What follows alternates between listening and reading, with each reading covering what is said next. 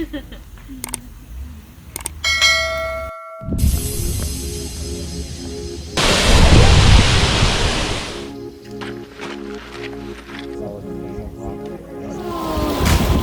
to the Martin's Adventure, and for the next 7 days we are going to explore the best of... We flew from Orlando to Salt Lake City and rented a car from there. And then we drove from Salt Lake City to Moab for about 5 hours or so. And then what we did, we stopped for our dinner and grocery along the way.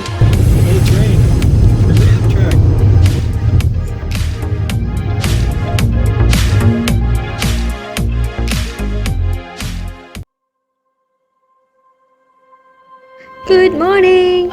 So our first stop for our Utah adventure itinerary is exploring the Arches National Park. We are still tired from the flight yesterday and arriving in Moab at midnight, and yet here we are. We're just so excited for this. This is the trailhead to the Delicate Arch.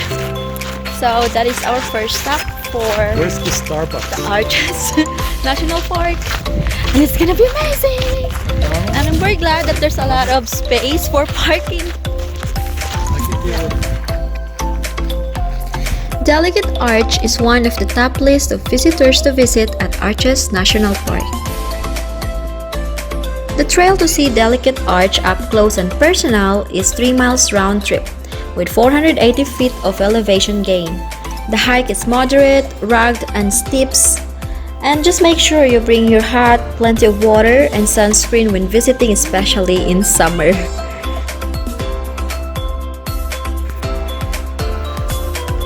Now we're here.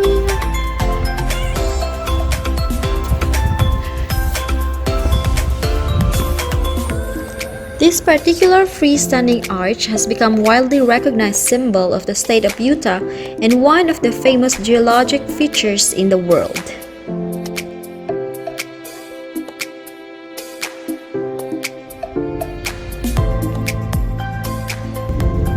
Just 5.7 miles northwest from Delicate Arch is the Sandune, Broken Arch, and Tapestry Arch Loop. Our next stop.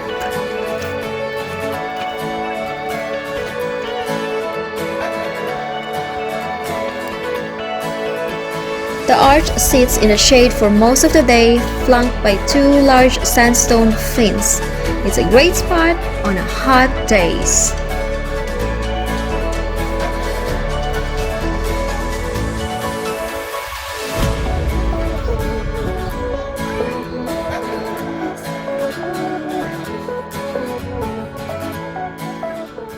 .83 miles from Sandune is the Broken Arch, and the trail to go there is an open grassland flats. And actually you can see the arch from the distance.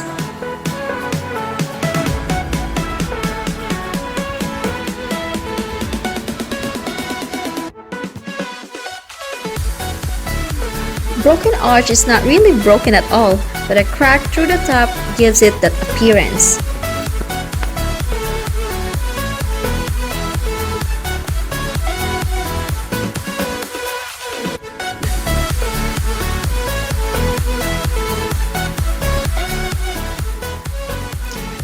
The last arch that we can see from this loop is the Tapestry Arch.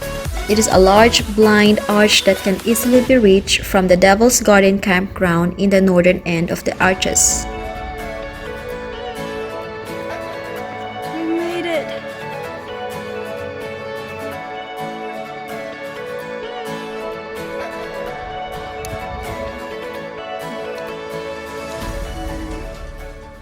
After Tapestry, resting at the Tapestry, we're here at the campground.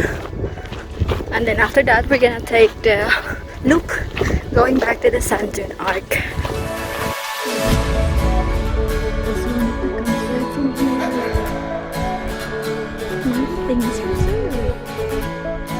Alright, so after stopping by at this campground, it is a great loop to take, especially when you are visiting the arches. It's only over 2 miles loop. You can see there are some places for shade. Just make sure to see the markers so you'll not get lost. It's a pretty short and a great hike.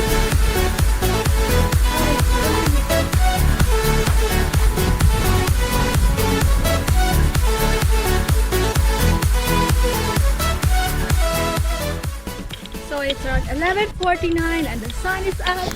We're supposed to take the Devil's Garden 8-mile loop after lunch, but it was just too hot and we don't have enough water to take on the trail, and so we decided to just go back to our hotel and just made a few stops along the way.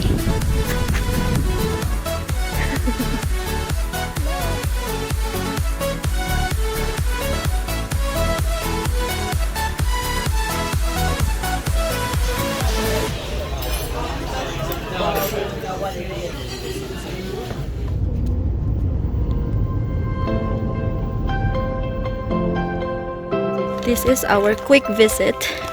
After dinner, we decided to just drive down here to see the double arch.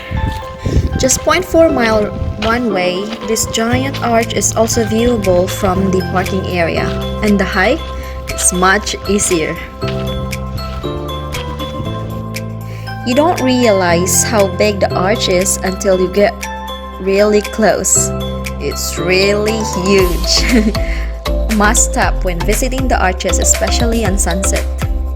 I never thought that it's finished. It was an amazing one-day trip to Arches National Park. We visited most of the iconic spots in the park in just one day. The hotel where we stayed packed us our breakfast, which is great, and I made some sandwich for our lunch inside the park. We could have done more if it was on spring, which is cooler, I believe, or fall. And if we have one more day, maybe next time. But overall, Javi and I enjoyed it. So, that's all for today, and tomorrow we will be visiting Canyonland National Park and Dead Horse State Park here in Moab, Utah. Bye for now! God bless!